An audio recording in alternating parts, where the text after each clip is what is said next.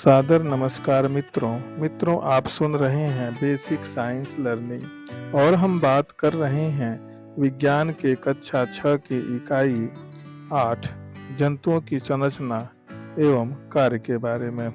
इससे पहले हम श्वसन अंगों के बारे में, मनुष्य के श्वसन अंगों और अन्य अंगों के बारे में, अन्य जंतुओं के अंगों के बारे में हम पढ़ चुके हैं। हम उत्सर्जी अंगों के बारे में भी पढ़ चुके हैं। खास तौर से मनुष्य में जो उत्सर्जी अंग होते हैं वह वृक्क होता है। एक कुस्की जंतुओं में जो अन्य छोटे छोटे जंतु होते हैं उनमें जो अंग होता है उत्सर्जी अंग वह एक ही होता है। यदि हम जनन अंग की बात करें तो जनन अंग में एकलिंगी और द्विलिंगी अलग अलग जंतु होते हैं। यदि हम उत्सर्जी अंगों की बात करें तो मनुष्य में जो उत्सर्जी अंग होते हैं उनमें मुख्य रूप से वृक्क होता है जो सेम के आकार का होता है। इसमें नेफ्रॉन्स पाए जाते हैं जो रुधिर से अपशिष्ट पदार्थों को जो द्रव रूप में होते हैं उन्हें छानने का काम करते हैं।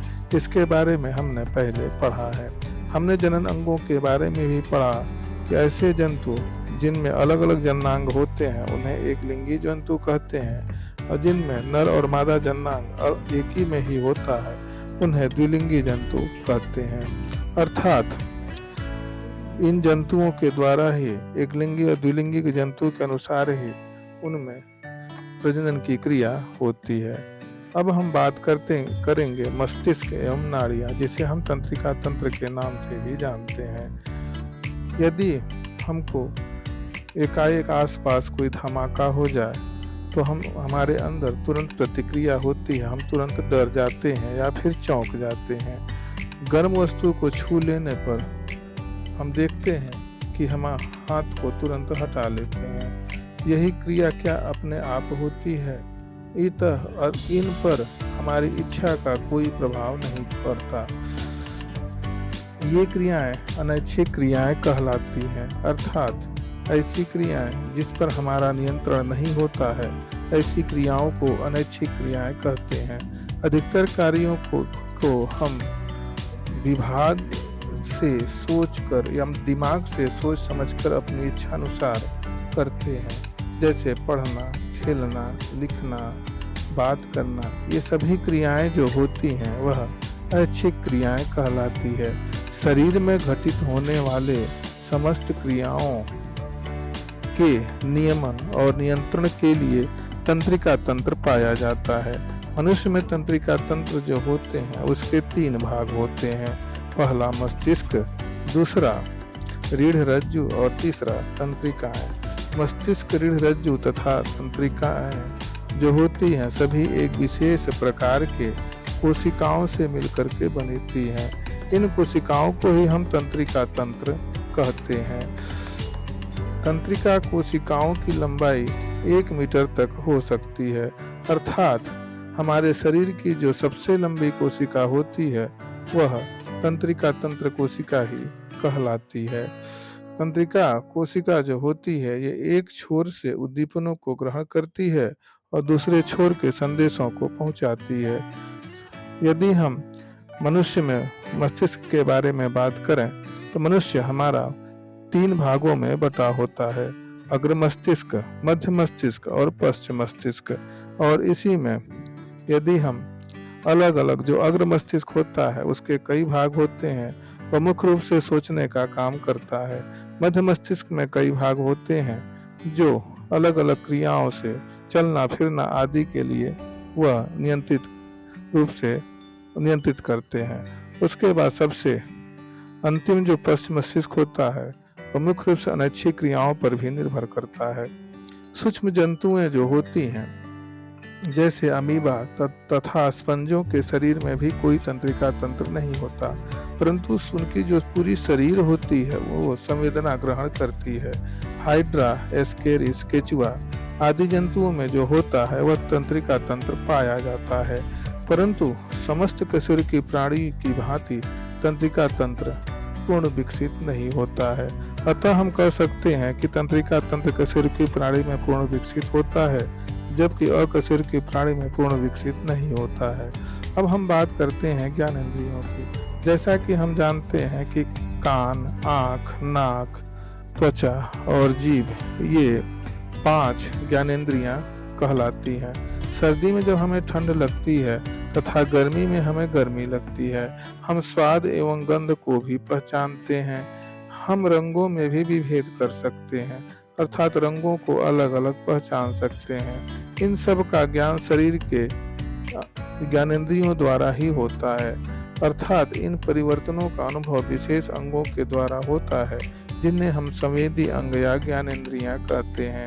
हमारे शरीर में कान, आँख, नाक, जीभ, त्वचा ये 5 ज्ञानेंद्रियां मुख्य रूप से पाई जाती हैं। तो ज्ञानेंद्रियां जो होती हैं वह कान, आँख, नाक, जीभ तथा त्वचा से ग्राह्य संवेदनाओं को अलग अलग वह महसूस करती है, अर्थात वे संवेदना महसूस करती है।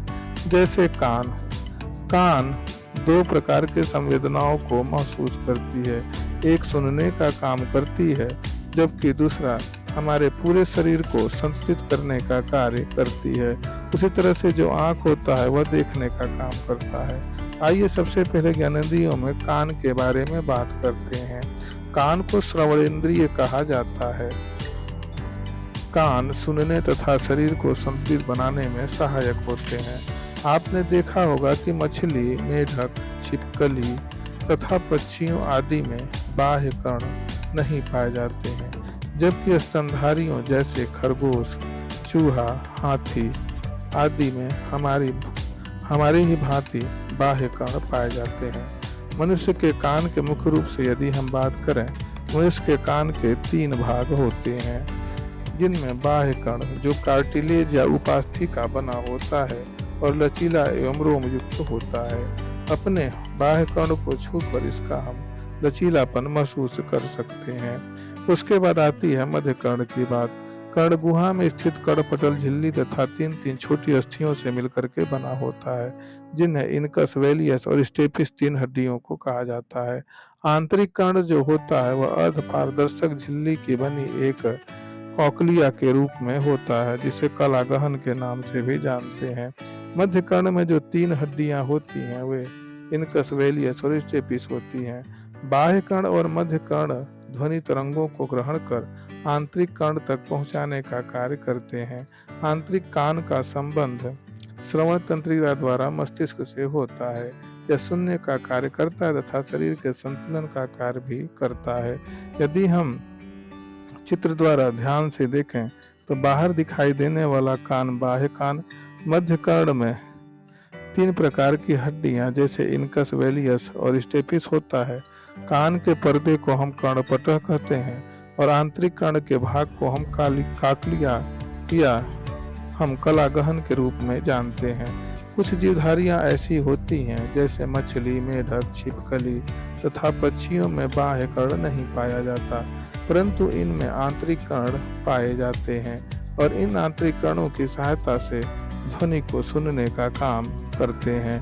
इस प्रकार हम कह सकते हैं कि हमारा जो कान होता है वह 3 मुख्य भागों में बटा होता है। क्या आपने कभी सोचा है कि कान हमारा बाहरी कान क्यों दिखाई पड़ता है? क्योंकि कोई भी आवाज आती है तो उसकी जो ध्वनि तरंगे होती हैं उसको इकट्ठा करने का काम हमारा बाह्य कर्ण करता है, जिसे हमारा कान बाहर निकला होता है, जिसे हम बाह्य कर्ण के नाम से जानते हैं। जैसा कि हम जानते हैं कि मध्य कर्ण में 3 प्रकार की छोटी छोटी हड्डियां पाई जाती हैं। इनमें इनकस, मेलियस, वेलियस और स्टेपिस के नाम से जानते हैं। मछलियों में भी बाह्य कर्ण नहीं होते हैं, किंतु वे सुनने का काम करते हैं और शरीर को संतुलित करने का भी काम करते हैं। उसी प्रकार मेढक है। मेढक में भी बाहरी कान नहीं पाए जाते, फिर भी वह सुनता है और संवेदनशील होता है, उसके अंदर संवेदना होती है।